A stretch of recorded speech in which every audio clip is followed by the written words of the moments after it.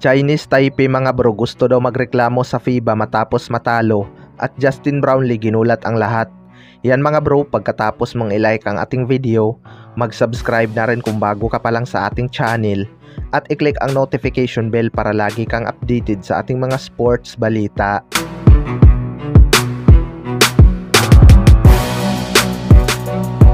So bago nga ang laban ng Gilas Pilipinas at Chinese Taipei mga bro, may mga kumakalat nga na balita na may pabuya nga daw itong Chinese Taipei na $1 million kapag natalo nila ang Gilas Pilipinas. Pero sa kanilang laban nga ay tambak ang inabot ng Chinese Taipei sa kamay ng Gilas Pilipinas.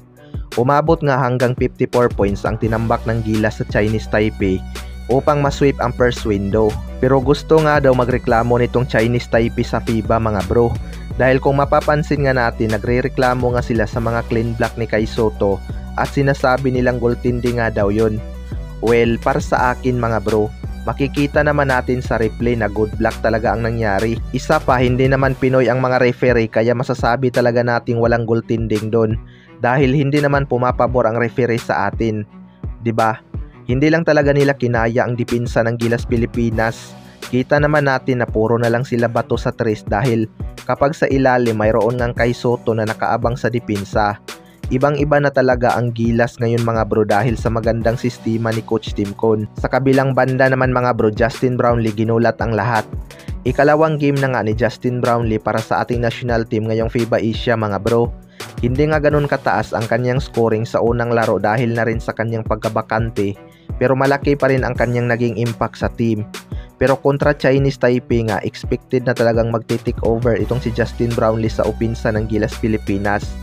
Lahat nga ng pinasok ni Coach Tim Con mga bro ay nakapag-contribute talaga, kaya ganun na lang kalaki ang naging lamang ng Gilas Pilipinas sa Chinese Taipei. Inaasahan nga ng lahat na hindi matatambakan ng ganun kalaki ang Chinese Taipei dahil maraming ang shooter sa labas ang team na ito. Ginulat nga ni Justin Brownlee ang Chinese Taipei matapos niyang dakdakan harap-harapan ang kalaban. Pansin din natin mga bro na binibigyan talaga ni Justin Brownlee ng kumpiyansa ang mga locals at sumusunod sila sa sistema ni Coach Tim Con. Laking bagay din si Kai Sotto sa depensa ng triangle ni Coach Tim Con dahil nag-fit nga ito sa kanyang sistema. Kahit si Kai mga bro, sinabi niya nga mismo na masaya daw siya sa sistema ni Coach Tim Con dahil nagagawa niya nga daw ang kanyang laro dito. Kita naman natin na may mga magagandang pasa din si Kai Sotto sa kanyang mga teammate.